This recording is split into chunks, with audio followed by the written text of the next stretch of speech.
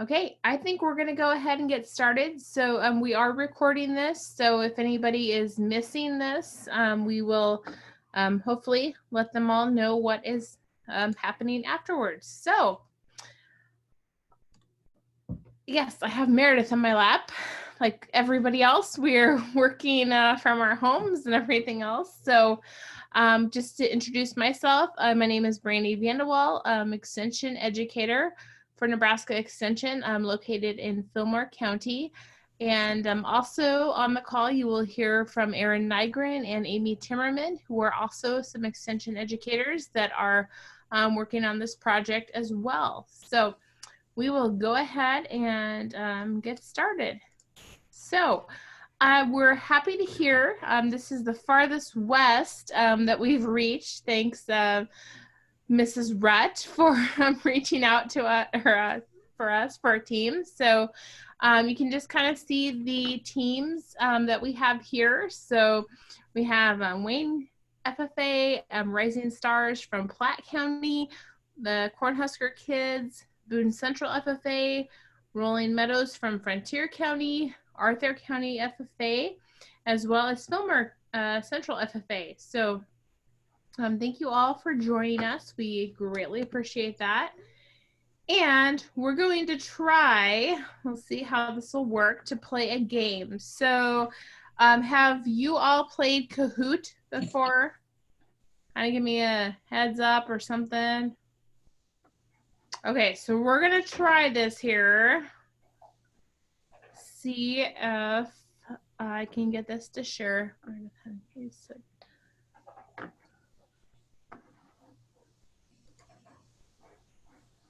Okay.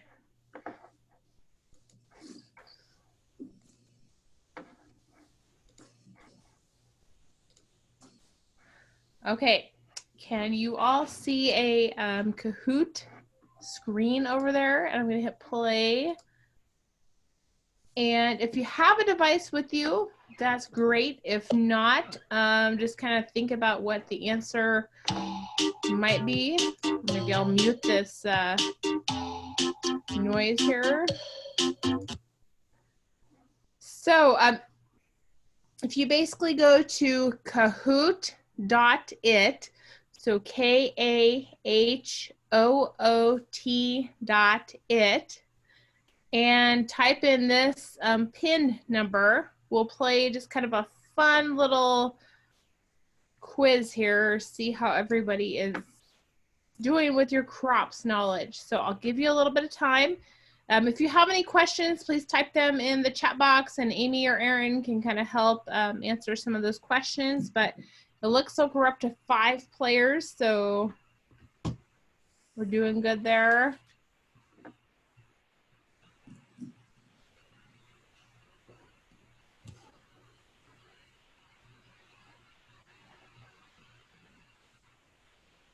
It's all just for fun.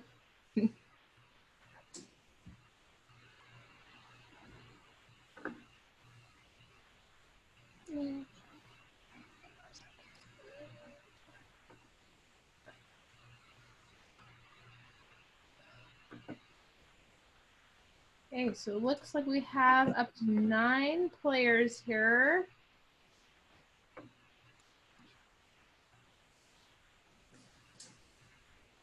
Okay, so we're going to go ahead and start. And if you are just joining us, I think that the number, if I remember right, will always play kind of at the bottom. So we're going to go ahead and start.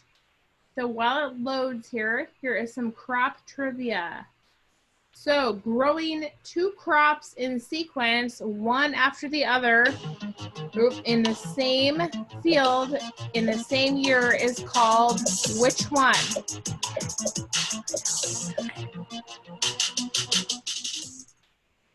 So is it cover cropping? You would click on the red, strip cropping blue, intercropping. Oh, hopefully you can figure it out here.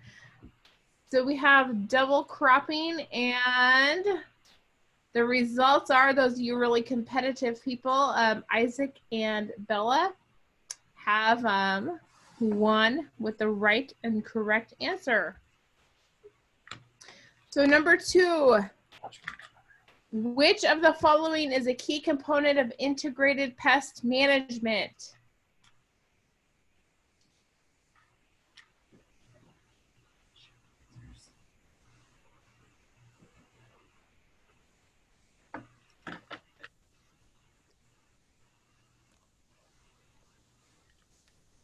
Awesome. Looks like just about everybody got that one correct. That is all of these. Isaac and Bella are still in the lead here. We have a few more questions to go. Herbicides need to be selected based on the particular variety of weeds growing in the field. Is that true or false?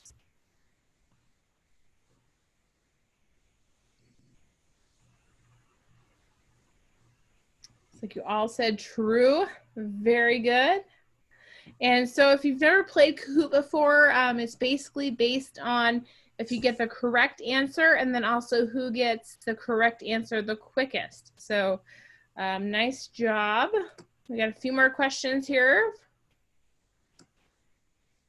Question 4, resistance can grow with what pest organisms? Insects, fungi, weeds, or all of the above?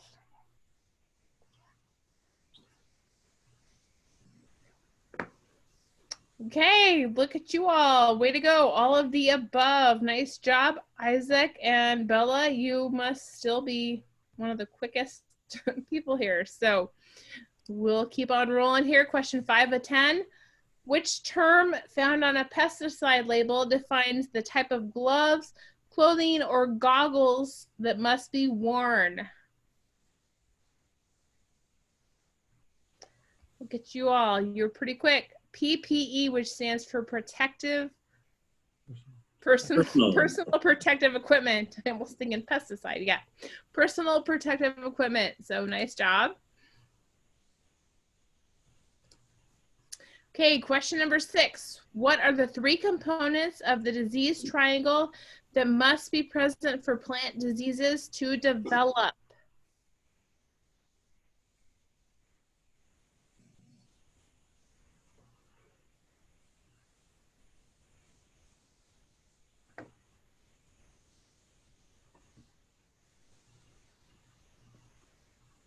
Okay, the host, environment, and pathogen. If you remember, the disease triangle is kind of what we talk about for all those. So nice job.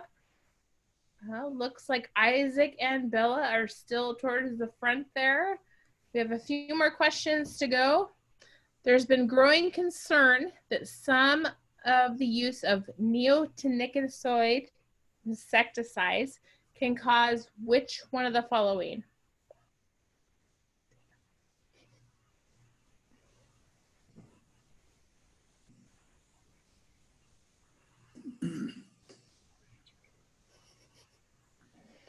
Okay, that is correct. Contributing to the bee population decline. Nice job. Oh, I have a new leader there. So nice job. 8 of 10. A strong IPM program involves planning ahead and being blank instead of reactive. You guys are quick. Absolutely proactive instead of reactive. Nice job. Oh, I still have Mackenzie in the lead there. And the second to last question. These are used to predict corn development and involve measurement of air temperature over a period of time.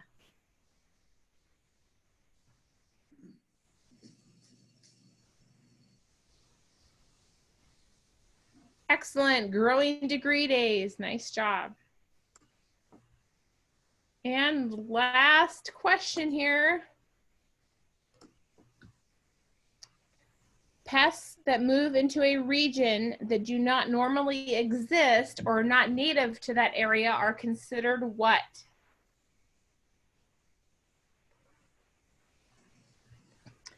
You are all quick. Absolutely invasives. So we will see who our winner is next.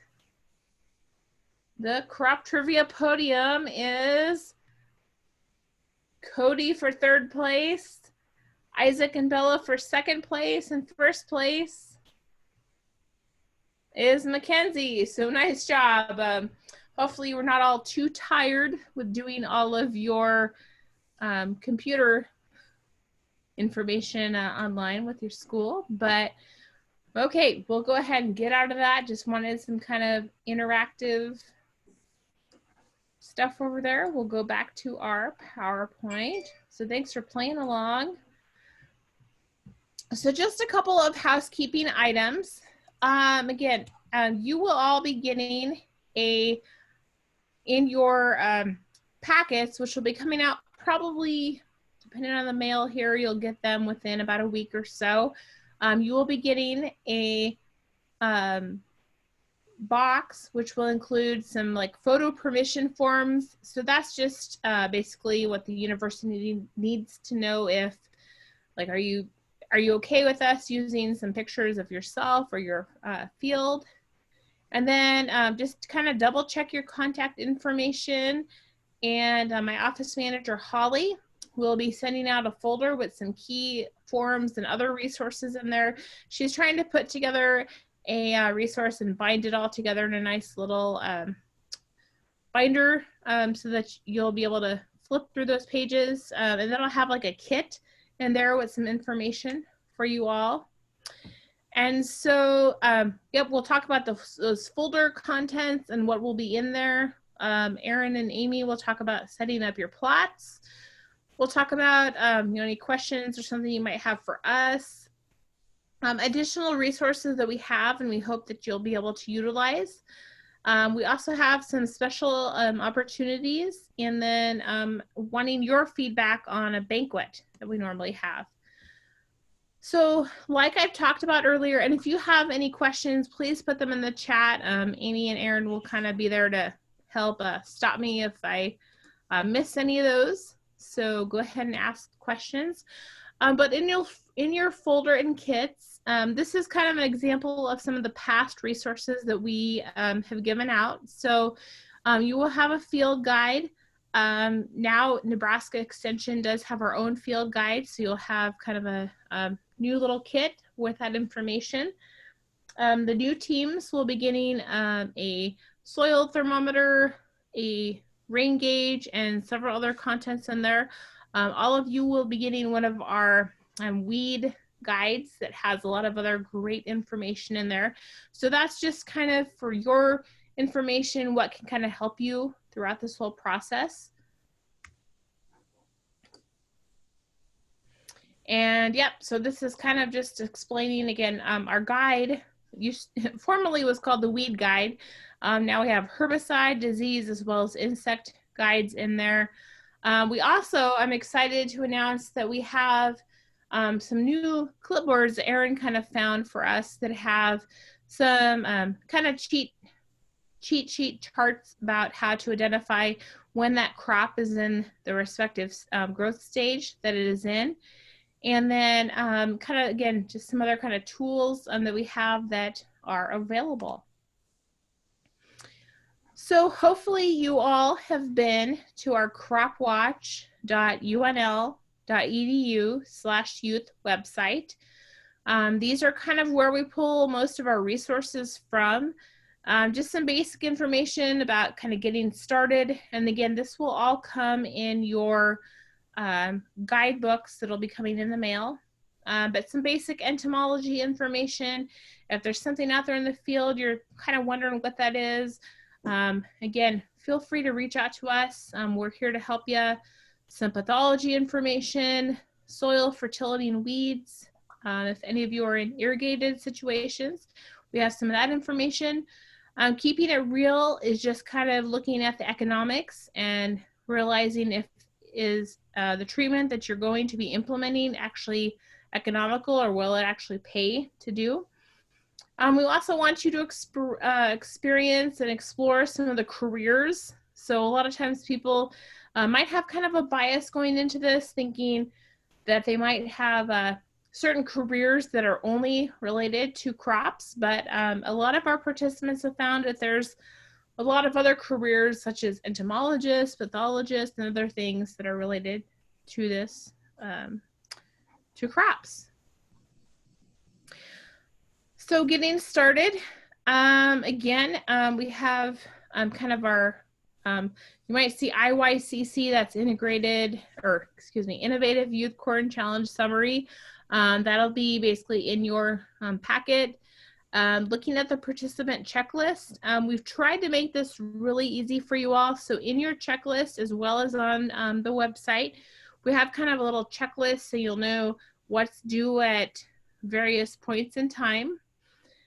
If you are or are not familiar with the scientific method, we kind of have some of those reminders there.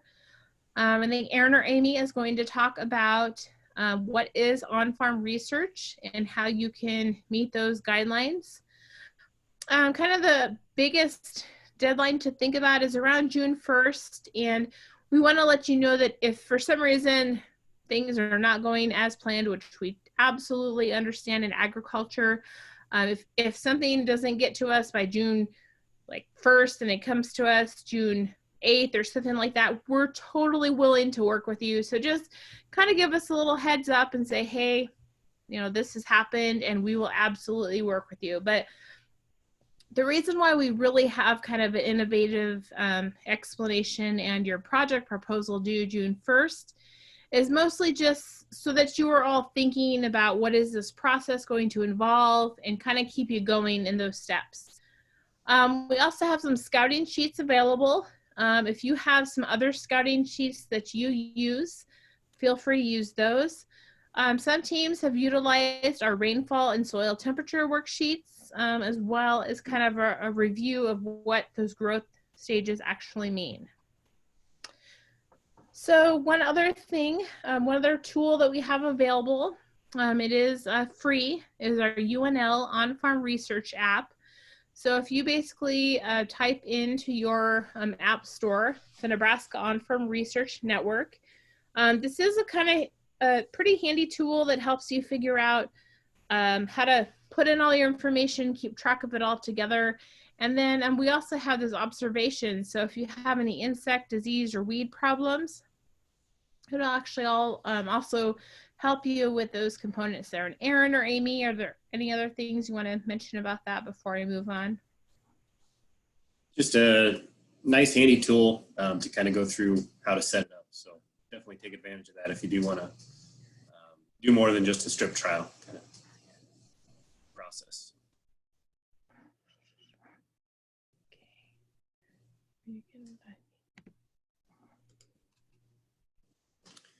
Okay, so Erin, I'm going to go ahead and turn this over to you and let you talk about what a plot layout might look like. I'm going to go back one. Oops. Okay, Erin, I am not hearing you, but maybe it's just on my end. Can you hear me now? Is everyone else hearing Erin? Maybe it's just on my end. I can hear Erin. This is Amy. Amy, are you hearing him? Yes. Okay, sorry, it was just on my end, so we're good. So Erin, go ahead. Okay, so this is the minimum that we would need for the plot layout. So when you notice, it'll say 1 acre minimum of your treatment plot, and then 1 acre of your minimum of your check plot. So, the check can be just your normal planting practice, whatever your normal production is. The treatment then incorporates whatever you're going to try. So if it's a product at planting time, if it's a different seeding rate, nitrogen rate, whatever, that's what you would do. The challenge with this kind of a layout always is that we tend to bias ourselves. If we just do one strip of something, who's not to say that, grandpa 30 years ago hauled a lot of manure on the side that had the treatment. So sometimes, we might get a result that says, hey, this paid, but it actually isn't because of that product. So that is one of the challenges with just using this single strip treatment like this. Now, so what we would ideally want to do is to have multiple strips then. That would really help us out. So a lot of times if you look for on-farm research, you'll notice we'll have either paired comparisons where we end up having 2 strips right next to each other multiple times across the field, or we can do a totally randomized, which we often do with 3 treatments. So it's just kind of a matter of how in-depth you want to go. The nice thing with these kind of layouts, as we get more strips in there, we can start to use statistics, which once you get to college, as some of you, or even in high school, that's kind of a scary word, statistics, but it is helpful just to help us out to know what's actually going on out there. So this is an example of the paired comparison. So the big thing with these, if you wanted to set up your harvest like this, you need to know kind of what you have for what you're harvesting. So if you got a 12-row head on your corn head, 12 rows would be easy. In this case, we're harvesting 8 rows. So each pair, we would go 1 pass down with the combine and then 1 pass back. And we would get a separate weight and yield for each one of those passes. That allows us to compare those treatmented checks and run the statistics on them. So the one thing we do with this program is we do give bonus points if you do randomization and replication. So that is a nice way to get some extra bonus points other than just, yield increase, things like that. So we just really feel that it is really important to do that replication and randomization just to help us out to really know whether the product is what actually paid at the end of the day. So if you're still working on what you're going to do, we do have some example protocols. You could always use something we've been looking at for the On-Farm Research Network. So if you go to cropwatch.unl.edu/farm research, you'll find a lot of protocols listed there. So during the growing season, it always is good to kind of get out there and just see what's happening in your plots. So scout, write down, we've got some scouting sheets you can use. If there's something else you want to use, that's fine as well. Take pictures though, identify things, just document that you're out there. You don't have to just have pictures of the corn plant, have a picture of yourself or your team out there doing whatever. So that's always kind of fun at the end of the season to see that, some of these notebooks get pretty long with lots of pictures of what's going on out there. So we got a question here in the chat. Is the yield monitor good enough for yield calculations, or do we need actual weights? We have been accepting the yield monitor. We always kind of throw in there, hopefully it's somewhat well calibrated. The main thing is we're comparing that to the other treatments. So definitely, if you do take time to calibrate it, we would appreciate that. We've just been kind of taking on people's honesty at this point. So.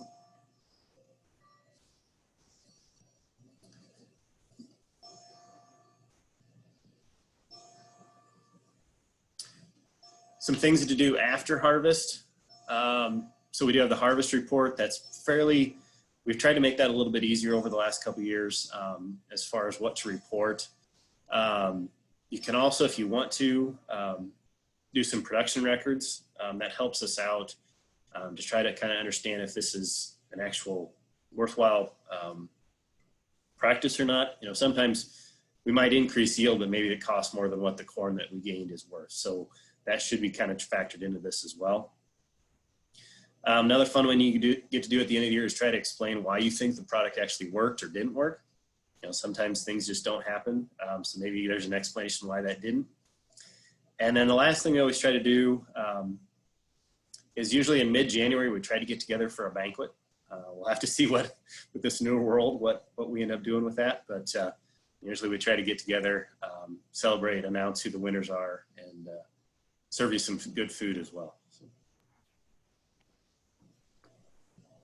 Absolutely. And this last year, we actually had to reschedule our banquet because of some snow. So again, flexibility is always appreciated here in Nebraska and everywhere else. So this is just kind of showing you a little bit about what some of those sheets look like. So we do have just kind of some basic entomology information. So especially for like the sponsors and teachers and stuff we have online.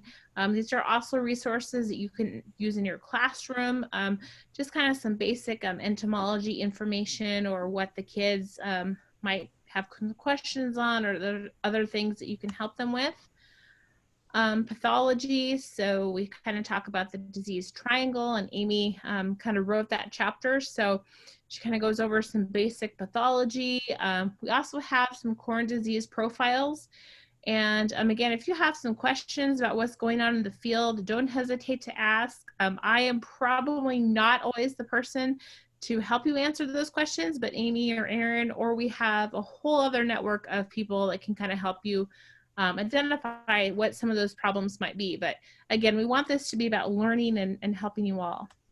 If it's a disease, ask Amy. Yeah, disease, especially ask Amy. I love diseases, you guys, so. She is our disease guru. Then kind of looking at like soil fertility and weeds. We just kind of try to look at what are some of the common annual weeds that we find in Nebraska crops, and then kind of looking at some of the soil. Aaron loves kind of learning and talking about soil, and so what are the fertilizer suggestions that we might have in corn? And obviously at this point in time, those have already been more than likely laid out there, but just kind of, again, getting your students or team members to kind of thinking about what are some of those requirements that we might have here in Nebraska. Those of you that are fortunate enough to have irrigation, we do have some irrigation information in our packets that'll be coming, and we have a lot of excellent resources available here in Nebraska. We're very fortunate. So if you go to water.unl.edu, again, we have a lot of excellent resources. If any of you use any of like watermark sensors or other apps and those types of things, Aaron and Amy can also help you with those. We kind of talk about keeping it real. So again, Aaron kind of talked about, would this actually pay? So we do have on our website an Excel spreadsheet that just kind of gets you thinking about, just because you might think that whatever treatment you have would like yield the most, would it actually pay for itself? And obviously in challenging economic times, that's something that we really need to think about. And we also have some of our Nebraska crop budgets available online. And so those are on our cropwatch.unl.edu youth website. So if you're kind of wondering like, I wonder how ours stack, or compared to that, or even if there's like one or two pieces you're like, I do not have the answer to that, check out our crop budgets, because we do have some really good information available there as well. One of the goals of this whole project is that you will all learn a lot more about some of the careers available in agriculture. And there's tons and tons of careers available within the agricultural industry, especially within handling crops. And so we have some information about the kind of the career clusters is kind of what we call it, but we want you to be thinking about, what are some of these careers that maybe I can go back home with and not maybe necessarily have to have a farm or, be able to come back to and actually implement. So some other resources we kind of threw in the notebook. We have some methods for calculating corn yield. That's always kind of fun, of people kind of getting out there thinking, I wonder what our yield's going to be, and kind of figuring that out and then seeing what that estimate actually is. And then of course we want you all to be innovative. So maybe some of you have some projects already in mind, and that's absolutely fantastic. But if you do not, just kind of thinking about, what is it that we're actually going to implement? And Aaron or Amy, maybe I'll let you talk a little bit about this slide here. So this is just the website for the On-Farm Research Network.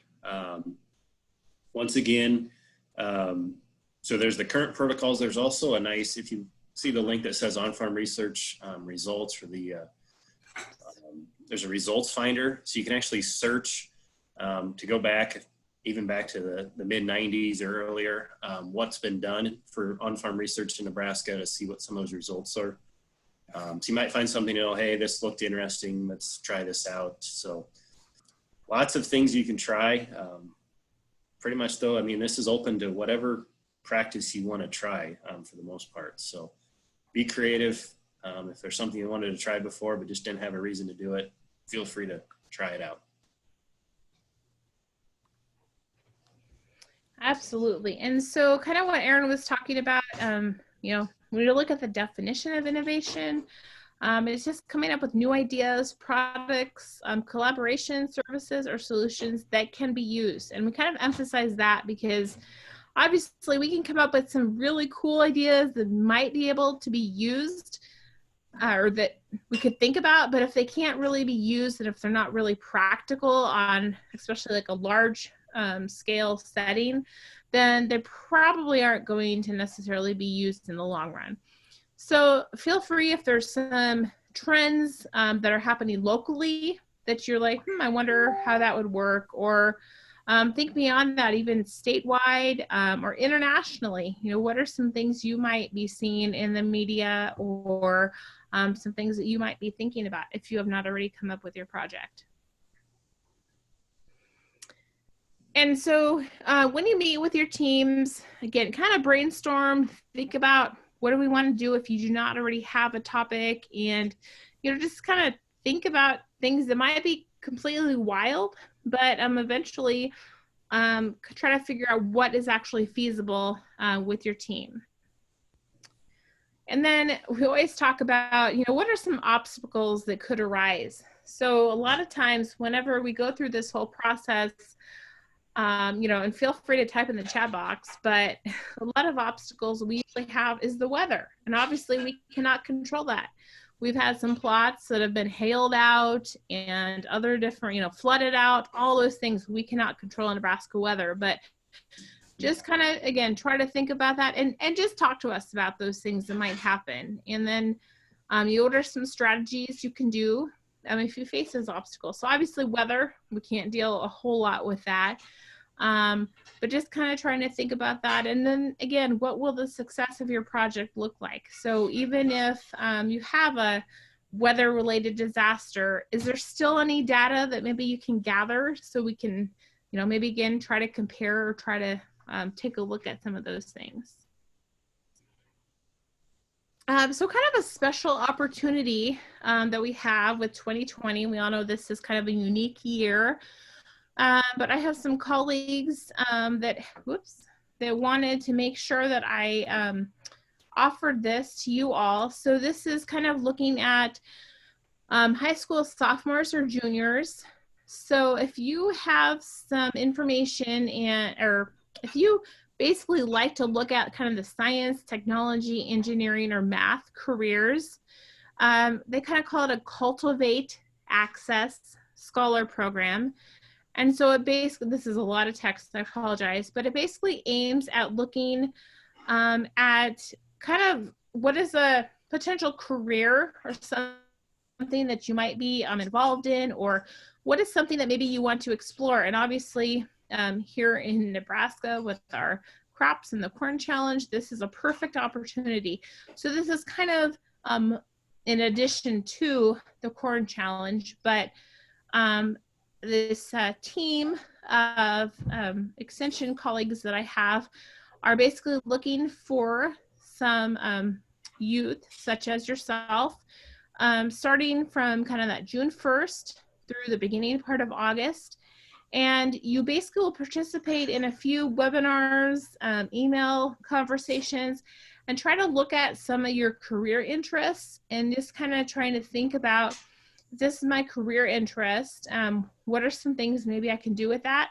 And the cool thing about this whole program is that if you choose to participate, if you're one of these scholars that is chosen, you can gain a lot of skills that'll be valuable for like leadership, teamwork, and communication wise. So kind of thinking about like filling out those like scholarship applications or employment applications and some of those other things. So it's kind of another opportunity, but I just wanted to make sure you guys are kind of what I would consider the cream of the crop because you're going above and beyond. So there's the website there at the bottom, and I would be more than happy to send this out to you all. But Basically, if you go to cultivate.unl.edu, you'll find all this information there. So just wanted to make sure that you were all aware of that. Oops. And then some other additional resources. Some of you may or may not be pretty savvy or interested in Facebook, but we do have a Facebook page. So we try to update that. What we really would like is if you have any pictures out there kind of in the field as things happen to kind of show maybe your plot or some other things happening, go ahead and post some of those images so we can all kind of keep in contact. We've talked about our website. So this is our cropwatch.unl.edu website. If you go to the youth component of that and go to Corn Challenge, all of the forms and everything that we're talking about is on there. And again, we'll try to email you that information so you're all aware of that. You know, CropWatch also has a YouTube channel, and we also have lots of great information that way to feel free to access. And then something new that Amy, Aaron, and I have kind of talked about is, you know, with all the virtual educational opportunities that we're having the opportunity, I guess you could think about learning, is what are some things that we can do to better serve you? So we're thinking about what are some online sessions that we can have. So kind of collaborating a little bit with some programming and stuff we already have in place.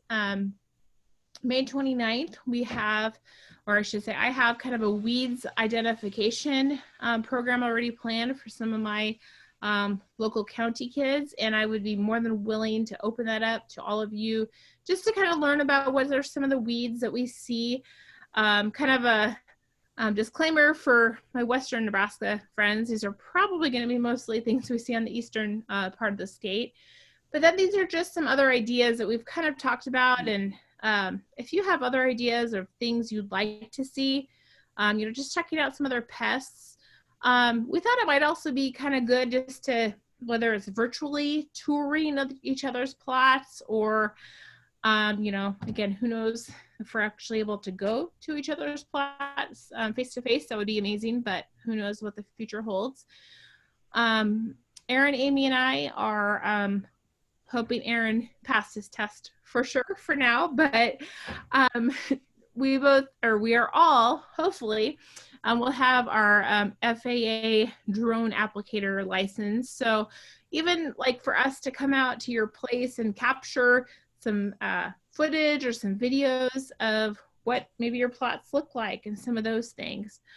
And again, maybe just kind of doing a yield estimate activity. Those are always kind of some fun things. And then if you would like, in October, thinking about what's a session that we can provide you that maybe helps collect some of that data and kind of get it going. We all understand you're completely busy people. So these are all totally optional. So do not think, oh my goodness, I need to do all of these. These are totally optional things we're just kind of throwing out there just to see if some of them are of interest to you. And then looking at the banquet. So we love to celebrate the wonderful accomplishments that you all go through. So in the past, we've typically held this in kind of mid to late January. We have held it at the University of Nebraska's East Campus Union, just to kind of get you a taste of coming to University of Nebraska. And we've had a speaker in the past kind of talk about research or maybe some cutting edge stuff that they have going on. And it's a good time to reflect on your accomplishments. We recognize all of you, hand out your plaques and awards that you receive. And we've had an amazing meal in the past. So nothing else, and we'd love to kind of come and socialize with some of those things. So I have gone over this really, really quick. I wanted to see if I could bring up, I have never launched a poll here, so we'll see if I can figure this out here. But I'm going to try to launch a poll here. And those of you that are online, okay, Amy and Aaron, you might have to help me because maybe this will be a epic failure, but we're trying new things. Can you see? Oh, launch poll. Can you see a poll yet? Might not be doing this right. No, sorry, no, I don't. Okay, so I've not done this yet. It's up now. I launched it. Is it up? Oh, wait. Thanks, Erin. So we kind of want to know some of your input and stuff. This is kind of your program. So, first of all, the first question there then asks, would you be interested in a series of online sessions to complement the program? And if not, that is totally fine. We just kind of want to know like how we should invest our time in that. So go ahead and answer that. And if you're not sure, go ahead and click maybe. And then we're always trying to figure out what is the best way that we can celebrate all the accomplishments that you have all had. So if we had a banquet, in the past we've had it on Friday evenings, and sometimes we struggle with attendance. So we're just kind of trying to figure out what might be some other options there. So nothing's necessarily going to get said by today, but it just kind of helps us gauge some of our information a little bit more. So go ahead and keep voting on that.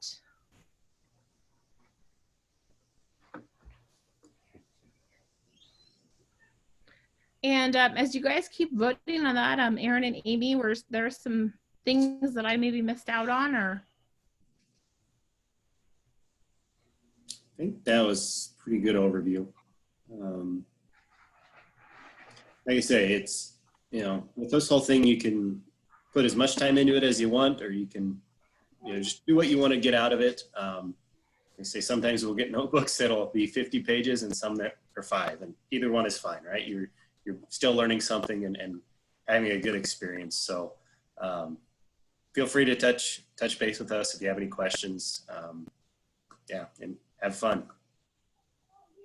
Yep, absolutely. I mean, we want you to have fun. We want you to obviously learn some things, but feel free to reach out to us if you're struggling. If you are just thinking, oh my goodness, I cannot do this, please contact one of us and let us know what that is, because we can help you with that process. And we just thank the Nebraska Corn Board too. They're the sponsor of this program, and so if you know a Nebraska Corn Board member or anything, please just kind of express some appreciation to them, because without them, this whole program would not be possible. So we want to make this a success, and we want this to work for you all. So if there are no questions, I'm going to go ahead and end this poll, and this is recorded. So we will send this information out.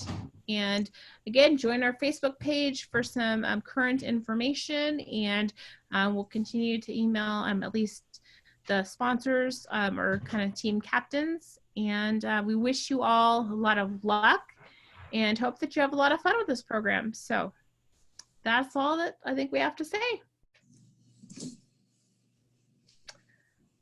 Okay. Silence is golden. So thank you all so very much. And you all have a wonderful evening, and we'll be in contact soon. Bye, everybody. Thank you. Thank you. Thank you.